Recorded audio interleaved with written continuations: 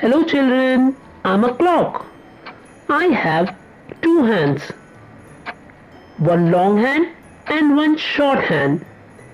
This long hand is called the minute hand and this short hand is called the hour hand. Not only this, I have numbers 1 to 12. When my minute hand points to 12 and my hour hand points to 6, that is said to be 6 o'clock. There is very simple way to tell the time. Whenever my minute hand points at 12, look at the number my hour hand point to and you will be able to tell the time easily. For example, what time is it? It's 12 o'clock. What time is it? It's 1 o'clock. What time is it? It's 2 o'clock. What time is it? It's 3 o'clock.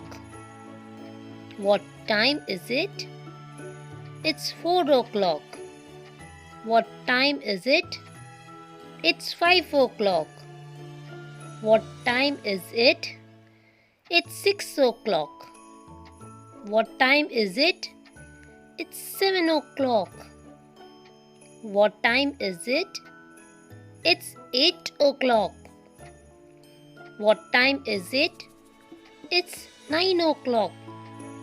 What time is it? It's 10 o'clock. What time is it? It's 11 o'clock.